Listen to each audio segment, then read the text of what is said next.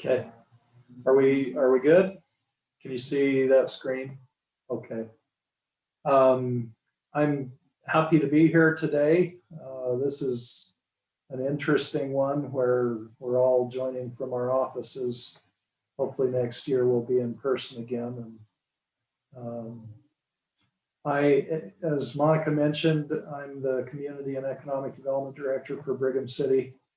And I can't remember how long I've been here either. Actually, it will be 25 years in September, so it's been a long, very rewarding career here in Brigham City. I think it's a great place, and it continues to be, and it'll be my home until I die, which hopefully will be another 25 years or longer. I'm not making any predictions. So we're doing sort of what we do every year is a little bit of an update on some things that are happening in our areas. One thing I can say is we don't have enough time to tell you everything that's going on. We are very busy here. There's a lot of activity going on. You know, that first slide says it all. What's up in Brigham City? And the answer is lots. Now that's not a play on words, although it could be, because Monica asked if I would sort of spend some time updating on residential activity. And there are lots of lots being created in Brigham City. So here is a spreadsheet that we put together that sort of gives a little bit of a summary of residential projects that are active in Brigham City. Some of these numbers are estimates, and also I would say that this is a low estimate because it doesn't include all the onesie-twosies that are going on around town.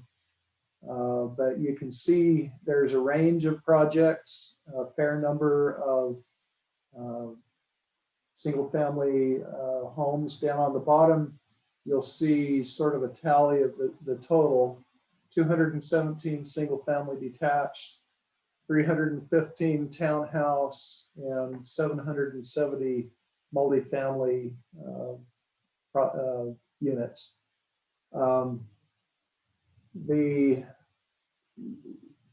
Those numbers, and again, that last column on the status, you can see that this is projects that are somewhere between the conceptual process, a formal conceptual process, not just a call and a what do you think if we do this or that, but we've actually sat down with these people and worked with them on conceptual plans. And these are actual projects that are beginning the process. Some of them are through, for example, BCB townhomes up at the top. That one's actually out of date. That should now say that it's actually on the city council agenda for final approval. You know, the Brigham Crossing development, they're working on a few items to get things going there. The first phase there would involve fairly substantial development of apartments. I will, you know, so some of this is preliminary. Some of them you can see are actually under construction. The Glen Hollow Townhouse project is under construction. Ridgeline Apartments, Scenic View Townhouses, Northview Subdivision. These are all actually under construction, and in some cases have building permits being issued. So this is an aerial view. Those dots represent the various projects. I don't know how well the color comes across, but they're color coded to indicate what type of project they are. That's probably not as important as just seeing that there are projects happening all over the city. And again, there are a lot of spots where people are subdividing off a lot and building one house. Those are not reflected in the map. Just to run through quickly these projects, the Brigham City DCB subdivision townhomes, that building that you see if I can get my cursor over there. This is Shopco and 700 South. So that vacant property has a townhouse project that has been approved. It's on the city council agenda for final approval. This is an elevation drawing of what those units will look like. This is the rear with the rear access garages. This is the Brigham Crossing project out on 1100 South is up here at the top. The new 1100 West intersection here. And this area we believe will be the first phase of development once they have everything squared away to break ground and begin. This is the Brigham Heights Apartments. These are some existing apartment buildings down in the old Indian School area. The owner of those is remodeling and actually taking some units and splitting them so that some 2 and 3 bedroom units will become 1 bedroom units. So they're increasing the number of units there. That's gone through conditional use process, and we anticipate they'll start in the near future. This is a site drawing of that. They're doing some work on parking and some other things to bring it up to speed. Brigham Vista subdivision is this is the Highway 91, 8991 going up the hill towards Logan. So there's an open area here. There's a subdivision being worked on there. This is the Glen Hollow townhouse project. This is down a little bit south and west of the high school in Brigham City. This is 800 West over here, and this is the railroad over here. The Cottonwood Grove development is here and here. So this is sandwiched between the 2 phases of Cottonwood Grove. And this is another view of that. These are some elevations of the units that will be going in. The Langford Townhomes is back again in the Indian School area. The golf course is over here. This is the old administration building. This is where, if you remember, there was a Head Start program in this building at one time. This is the Woodlands apartment complex. So these 2 buildings are being refurbished, remodeled to become townhouses. And then the vacant area here will have some new construction of townhouses.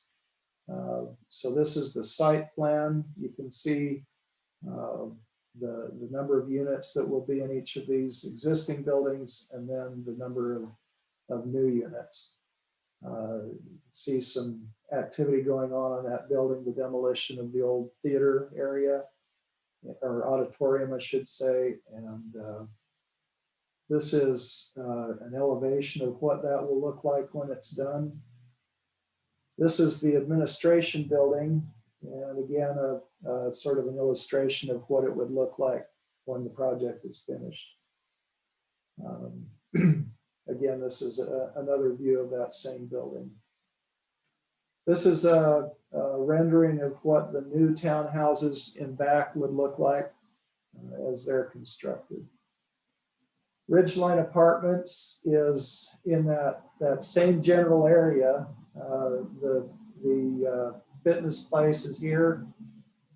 This is 800 South. And this is where the building will be, parking over here. And these are some building elevations of that building. I believe it's 12 units. Scenic View Townhouses, again, same general area. This is the old administration building, the Langford development that we looked at here. This is where the Scenic View Townhouses project will be. They're actually under construction right now. That's the site plan, and these are the elevations of what the units will look like. Northview subdivision is up in the northwest part of the city. This is the railroad over here. 600 north, 500 west over here. And this is an area that's been vacant for quite some time. This is the subdivision layout. They're in under construction on infrastructure there now, so that you'll start to see some homes cropping up there before too long. North Point PUD is the old golf course. This is Main Street and Highway 38, Highway 13 heading out to Promontory here, Foothill Elementary, 900 North. This is the North 40 subdivision area. And this is the site plan. This is a mixed use development. So this portion is townhouses. This portion is single family detached. There's a fair amount of green space in there. You can see scattered throughout the development. Community park here. They have a trail system. This will be a very attractive development. This is sort of a rendering of the townhouse units that will be there.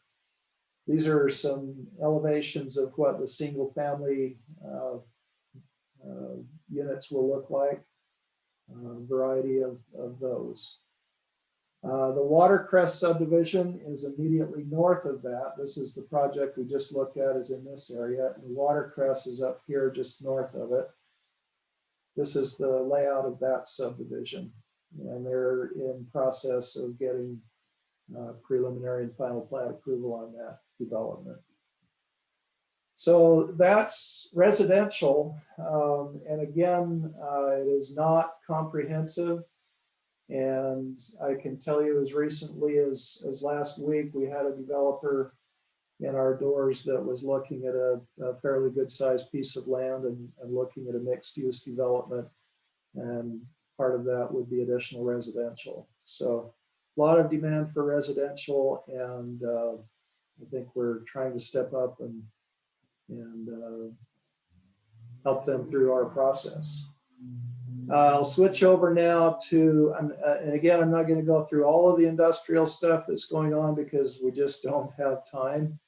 But the big one that I can talk about now is, we called it Project Tiger. Previously, it's a company called TrueCore. TrueCore is a manufacturer of metal, insulated metal panels for the construction industry. It's been acquired by Nucor, and they are expanding to the Western market. They will have initially about 50 employees. That may increase over time as they expand. Average salary in the $70,000 range. Because of the way Nucor's compensation system works, it's not, that's an estimate. And the actual annual depends on production goals and so on. About a $24 million capital investment, and this is contingent on completion of a incentive package through the redevelopment agency and the state. That's being worked on currently. This is a view, an aerial view of what the site plan is for the project. It's a little, you got to know that area, but this is the old alignment of Watery Lane up here. So they will come in off of the new alignment of Watery Lane that's off the map. The railroad is just off the map as well. Come in on an access road. This is the building. This is a layout area, and then they've also built in some area for future expansion. This is the Black Slough that comes through here.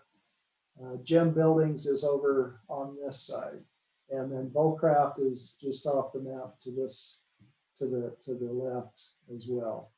So it's about I believe about 120,000 square foot building, and you should see, with any luck, you'll see ground broken and construction starting there probably sometime next month. I want to switch gears to wrap up and just talk about the Main Street program. Brigham City and Price are pilot communities for the Utah Main Street program. This is part of a national program called the National Main Street Program. We worked with the legislature this year, and Senate Bill 194 was adopted. That creates a state coordinating position with ongoing funding in the Governor's Office of Economic Development. That program, or that office, will help coordinate with local communities around the state to help them establish their own Main Street programs. On the screen, I've got kind of a flyer that we used in helping educate the legislators about what the program is and what it would do. Essentially, it is a proven program that's been in operation for between 30 and 40 years nationally. It's in almost all of the states in the nation that have Main Street programs. Very successful. Utah had a version of the Main Street program probably 20 years ago. At the time, sorry, I got to watch my buttons.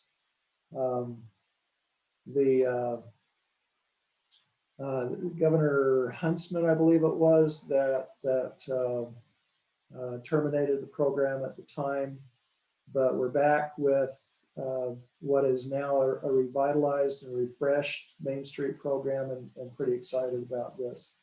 I think that this can be a real boon for a large number of communities all over the state, small to large. Brigham City and Price, again, are the pilot communities. And, if you have questions about that, I can send you copies of this flyer and some other information, but the heart of the program is right here. It's what they call the 4-point program, where a local Main Street program, rather than choosing one kind of silver bullet, if we just do this project, everything will be hunky-dory in downtown. That's not proven to be successful. So there's a 4-point program that involves work on economic vitality, design, organization, and promotion. And when programs are organized locally, they adopt those 4 points as their program. They move forward with that, and they organize around those points. And it's been a very successful program around the state, around the nation. So that's my presentation. I'll stop sharing my screen. I think at the end of this, hopefully we'll have time for questions, and on to Sean.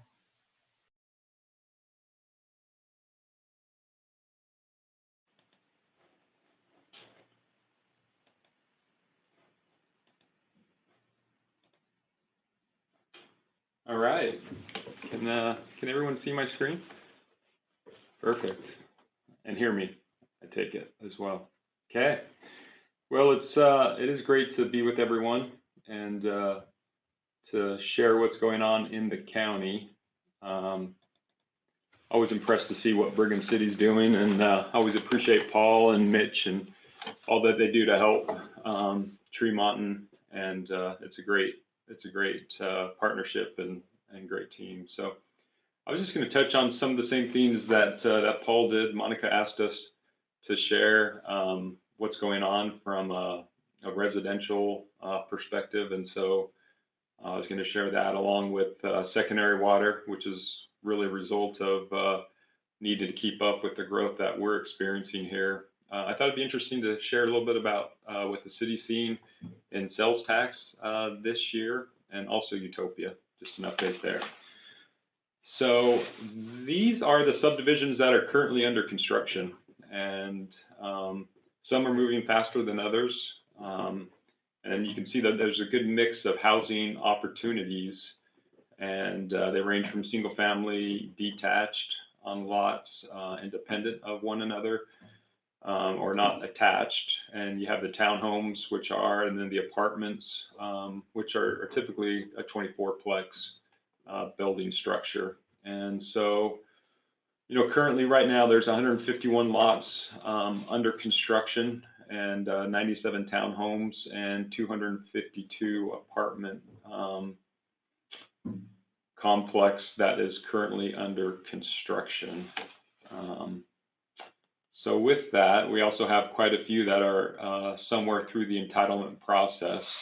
And I just chose the ones that seem more promising than others as far as kind of where they're at and their determination and responsiveness to move through the entitlement process. The Matheson apartment is the one that I showed was under construction. There's 72 units that will come along in the next phase, which I believe they're doing most of the site work, collectively. And so I think those, I counted those under construction, but they haven't pulled permits yet for the building permits. And I'll show you building permits here on the next screen. But Aspen Ridge, again, it's the third phase of a project that the first phase is already constructed. They're working on the second phase, and so the third phase is following suit, I anticipate. We have two big annexations, and the J. Stocking Hanson annexation, that's already been annexed into the city. They're working on the entitlements right now. It's going to be, as you can see, single family and townhomes. And the River's Edge, which is a 130-acre annexation, which will be in the Crossroads area, if you know Tremont, next to Holmgren Estates. But it's such a large development, 130 acres, and they plan on doing and moving things fairly quickly if the economy stays the way that it is. So that one is a little bit more complicated relative to the development and making sure we get all of the utilities, in place to be able to service that development. So that will be mixed use. It has Main Street frontage, so there's going to be some commercial office. You can see on River's Edge there, single family 267, townhomes 210, and apartments 264. So I would say I think some of the growth that we've been experiencing is attributed to the Opportunity Zone. We're seeing a different type of developer come to the city, and a little bit more capitalized and essentially kind of willing to invest in the city, knowing that part of their return is based upon the deferment of capital gains, which is associated with that Opportunity Zone. So here's what building permits look like, and I thought it would be interesting to go back to the Great Recession time frame, so you can sort of see the growth. So at the height of the last housing boom that we saw, Tremont peaked at 125 building permits, and you can see it slide down all the way to the low in 2011 of 31, and you can see where we're at right now. So calendar year 2021 in January, we issued 254 building permits, which is primarily attributed to the apartment complex. They came in and pulled 10 building permits for 10 separate structures. One of those structures has the clubhouse and all the amenities, and so it doesn't quite equal 24 times or equals the units, because the first floor of that building structure is going to be the clubhouse and some of the amenities. So you can see it looks like there's a lot of growth potential within Tremont City. And so this is just some of my observations. I would say that the subdivision, those two slides that I showed you, I think those are leading indicators of growth anticipated. It could be years to realize that type of growth. I think one of the things that feels different about kind of where we are at a city and as our city evolves is that there's more outside developers and builders who see the potential within the city and who are willing to invest in the city. Those developers tend to have more capital, also have more experience, and sort of understand markets and also understand potentially housing types and the importance of marketing and building amenities into their projects, which is something we haven't really seen in the past, voluntary amenities associated with our housing developments. And when I mean that, I'm talking about clubhouses, pools, those types of on-site amenities. So there seems to be more and a greater diversity of housing types, which I think is exciting. I think that's something that can benefit our community as people move through life and they meet different life cycles or points where where they want to downsize. Some of the housing that we see, people are actually moving. Older individuals who've lived here for a long time are moving to some of these townhomes on single levels. Just to have the opportunity to stay in town and have amenities and have their house and landscaping, taken care of. So I think it is a real benefit to some of these different types of housing products that we're seeing.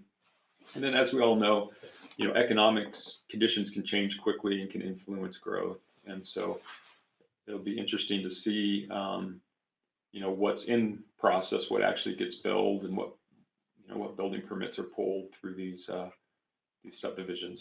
So, I would say that, Tremont City has been trying to be as proactive as we can and work on some of these planning issues in anticipation of some of the growth that we felt like, we would see, and would be just a natural evolution of growth along the Wasatch Front.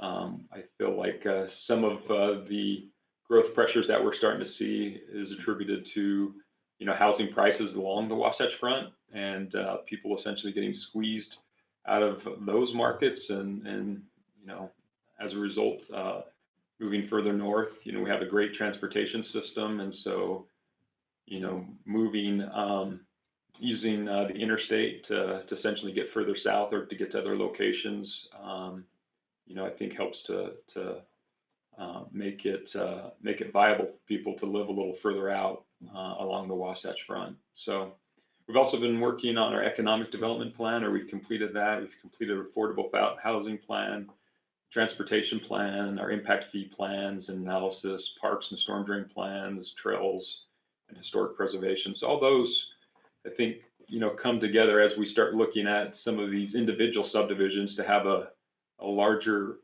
plan and understanding of what the city's trying to accomplish and some of our goals and objectives. I've really found some of these prior planning processes to be really helpful, and the hope is that it'll help our community grow in a way that's positive and beneficial. So one of the things that we're trying to keep on top of is our secondary water, or culinary water, I should say. I mean, culinary water and the shortage that we're seeing within our system is attributed to growth. And essentially during July and August, that's our peak season for water production and storage. 2/3 of the water that we are producing is going to outdoor irrigation uses. And so, for that reason, we believe that taking advantage of the canal systems that run through Tremont City, and essentially using those canal systems as our reservoir and pumping directly out of those canals and pressurizing a secondary water irrigation system is the way that we can extend our culinary water and meet the challenges, service challenges that we have.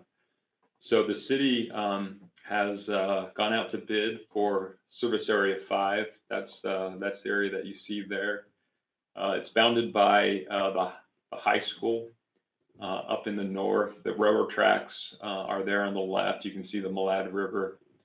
So 3rd East is essentially that road within the center that leads to the high school. So all of that area is what we'll be constructing this summertime, along with a few other secondary water projects. We call it Service Area 5 because it will be its own independent service area. There will be a pump station associated with this service area that'll pump water specifically to this area. And we also got another pump station that we're going to be constructing, and we're also providing another neighborhood and stubbing into that apartment complex that I talked to you about with secondary water. So it's a $4.4 million bond. We offered up the bond documents and are just waiting to receive bids on those on the bond. So I think here in the next 30 days we'll close on the bond and be under construction here probably within the next 45 days. So here's a look at our sales tax, and again you can kind of see it going as far back as the Great Recession, and you can see that that there was a dip during that time frame, and you can see some pretty steady growth year after year. So fiscal year 20, this is by fiscal year, so our fiscal year runs from June to July, July to June. But you can see we're 1.4 right now as of, I think we might have, there's always a month or two behind. So if you look actually at the chart on top, you can see compared to last fiscal year, we're 14% ahead of the last month collected. But overall, cumulatively, we're 20%, which equals about $250,000. So I think that's significant for us as a group, just to sort of understand. There was a lot of uncertainty going into this upcoming fiscal year for the city, and a lot of people were not sure, how to estimate their sales tax because of all the COVID unknowns with COVID and what they thought might occur in the economy, and it's been a year of a lot of unexpected issues and surprises, and it is good to see that sales tax, at least from the city's perspective, is trending in a positive direction. Hopefully you guys feel that too. I would say, I think, here's my narrative or commentary on the sales tax. The sales tax distribution formula is based on 50% point of sale and 50% population. And so, I've heard someone say that potentially the coronavirus and the pandemic has affected people spending in a way such that people are staying at home, and that point of sales is being captured by their home address. And there's been improved sales tax collection for online and out-of-state purchases, and so I think that could possibly be one of the reasons why we're seeing such a positive or steady growth in our sales tax. I would say that we feel like sales tax is a little bit of a variable and unexpected. We never know necessarily what to estimate. You can see in previous years from that chart, we've seen years where sales tax have dropped. So we treat them as sales tax as one-time revenue, and we tend to underestimate in the budgeting process. But I would say that in that vein, the state code, when they created and gave cities this enabling authority to collect sales tax, the legislative purpose and intent of creating sales tax was for capital outlay requirements and to service bond indebtedness. And so, we tend to use sales tax in that way, underestimate it. If it's better than expected, then we tend to move those to our capital projects and use it, in that way. So Utopia, it's been another year of great growth for Utopia, and I think more and more people are realizing Utopia and high-speed internet as an essential service. Remote work has become more commonplace. Distance learning. My daughter is, everyone, participated in distance learning last year, but this year, she's been actually learning online, and it's been really a positive experience for her. Shopping, entertainment, and of course, meetings like this. So we've had several other new cities join Utopia, and these are the cities that have either been built out recently that weren't originally pledging member cities, but are participating: Woodland Hills, Morgan, West Point, and Clearfield. And you can see this little diagram or this info here on the right-hand side of the screen. It just draw your attention that there's 20,000 new connections that are available. 10,000 new connections occurred in 2020. 42 HOAs have been completed. 510 new business connections, and again, speaking to the issue of essential services, the increase in daily data has increased by 38%. So, you know, those issues, you know, those items speak to the fact that that Utopia is growing, and this is what Tremont City's take rate looks like over the years. From 14, you can see there's been a lot of growth in Tremont, and you know, frankly, I think having high-speed internet is again another way that that people can relocate to some of the outlying areas, but still have great connectivity. You know, whether they're working remotely or for other purposes. So we've grown from 14 from I think it was about 12% all the way up to I think we're like 38%, 37%.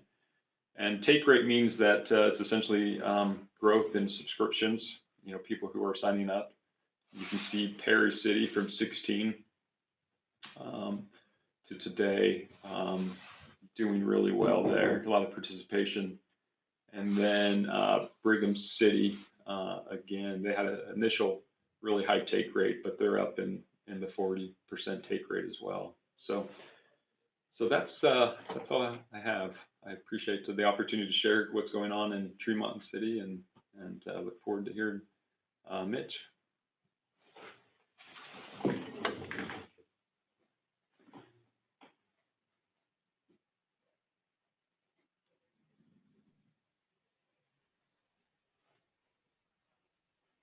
I think, Sean, you might need to stop sharing or whatever.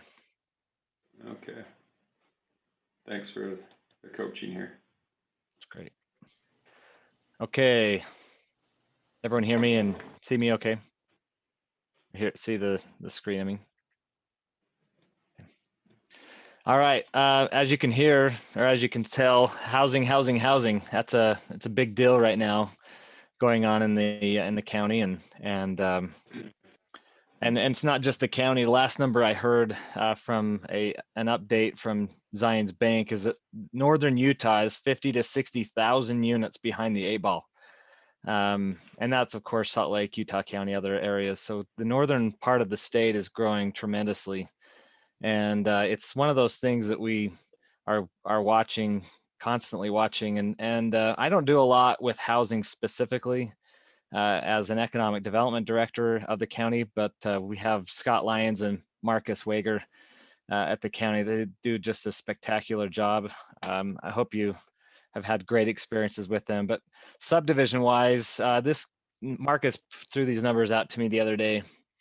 This was from 2014 all the way up through 2021 so far. You can see the numbers. These are mostly unincorporated county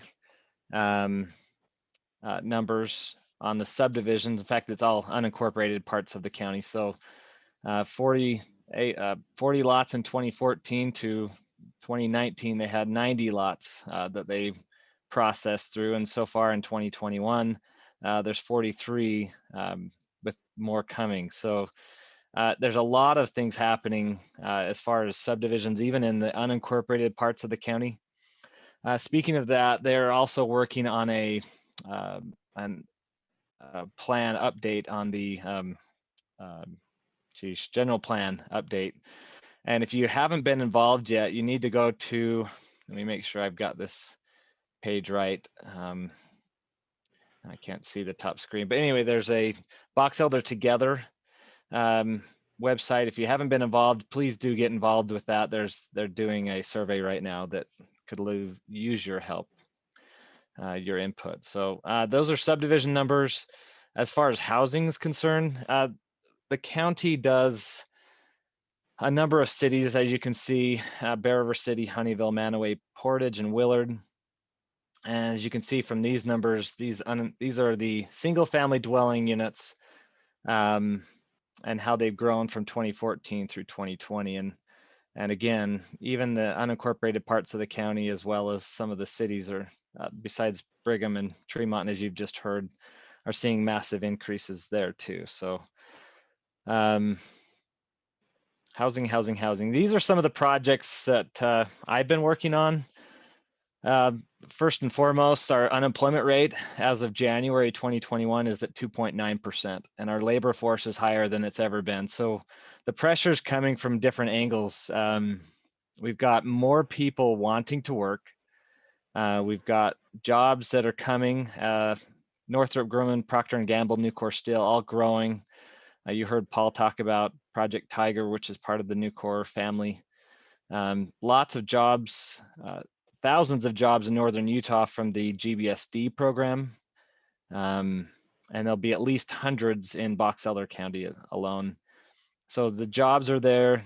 There's, last number I heard, we have over 300 jobs that are still open, not filled. So there's opportunity here. As you can see, again, labor force or unemployment rates are low, the labor force is high. And I think a lot of the problems we have right now is just housing. And there's a lot of housing in the mix right now. Monica talked about the summit. Oh, I missed one. Standard Wellness and 2 other medical cannabis facilities are growing. If you haven't been involved with the How to Business webinars that the SBDC and Jared Turner is putting together, I would encourage that. Commissioner Summers, UAC, and Bear River Association of Governments is doing a lot with the satellite inland port process. We just funded 8 businesses, the $95,000 for our CED grant that we just did. Some great projects, looking forward to seeing those move forward. We're working also on a potential innovation center, looking at some options that way in Box Elder County. We've renewed both the recycling zone as well as the enterprise zones for most of the cities and towns in the county. We're spending some of those CARES Act funds in positive ways to help the businesses. I can't remember the exact numbers, but I want to say we granted out $1.4 million, something like that, to businesses to help them survive during this CARES Act stuff, or sorry, during this COVID stuff. Speaking of UTA, earlier I talked about it for a second, but UTA has purchased 3 locations for potential train stops. We'll see, it'll probably be years before they get developed, but that's still happening. And then UDOT just put fiber along using some CARES Act funds all the way to Idaho border on I-15 and 84. So I wanted to give some time for Q&A. So I don't know if you have any questions. I didn't want to take too much time on our projects, but lots going on in the county, as you can see, both from a housing standpoint as well as projects. And Paul mentioned we've had a number of site visits, by the way. Paul didn't talk about some of the site visits he's been doing, but some good things happening in the county. A lot of growth, a lot of potential that way. But I guess we'll open up for Q&A. Yeah, Mitch, this is Tommy. I just had one question. Is there anything more you can say on the potential innovation center? Like, is that public or private, or? It's fairly new. It'd be kind of probably a public-private partnership type of thing, but we're looking for possible locations. Yeah, there's a lot of things in the mix with that, Tommy. I could probably maybe talk to you offline about a couple of things, but. Okay, yeah, I'm not asking for information I can have. I was just, that one piqued my interest for sure. Yeah, there's some cool stuff. Paul and I toured down at the Dixie Center. Dixie State University's got one down there called the Atwood Innovation Center. We toured that, got a lot of notes that way. They took an old school and renovated some of the ideas that we're working on, as well as I went out to Vernal and looked at their innovation center that they just finished up. So some cool stuff happening that way. Okay, very cool. Any other questions for Paul, Sean, or Mitch? You can either, if you don't want to talk, you can put it in the chat and I can read it, or you can just unmute yourself and ask a question. Mitch, yeah, that's what I was gonna say. Go ahead and share your screen. Hey, Monica, Yes. just a question, primarily probably for Paul. Maybe Mitch would be involved in this one also. What's happening at Rita Ranch? I hear that there's a fair amount of inquiries going on there, and just wondering if they have anything that they can share with us on potential development. Yes and no. It's- We've had a couple of site visits over the last 2 weeks. One of those site visits was very visible because there were probably 15 or 20 cars involved. The other one was virtual, but they're both projects. They're very substantial projects looking at that property. If both of them happen, it would take probably 2/3 or 3/4 of that property between the two projects. And total, these two projects are about $900 million of capital investment and about probably 400 employees. So substantial projects, a lot of interest in projects, but because of the nature of these, we can't say much more than that. Where are they at in their timeline? Is it a 1 month, 3 month, 1 year? Yeah, what the first project has a longer timeline. Their decision will come probably within the next few months. And their construction timeline is a couple of years. The second project is on a very fast timeline. We're even today in the process of getting additional information to them. Both of them, the first one has shortlisted 2 sites in Utah. We're one of those. The other is in Eagle Mountain. And the second one, I'm not sure how many other sites they're looking at. But with their timeline, they want to start construction probably this year if that second project happens here. It'll happen somewhere. It's a question of where.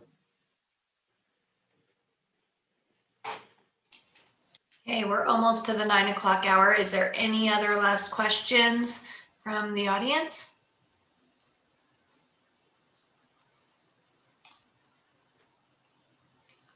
Seeing none. Well, we want to thank Paul, Mitch, and Sean for taking time this morning to update us. We really appreciate all of your hard work for our communities and making it such a great place to live. So we appreciate it. We appreciate everyone attending. And if you do have questions, I know all 3 of these gentlemen, and if you need an email or anything, you let me know and I can get you in touch with them. But otherwise, thank you all for attending this morning and thank you guys for presenting. Thank you. Thank you.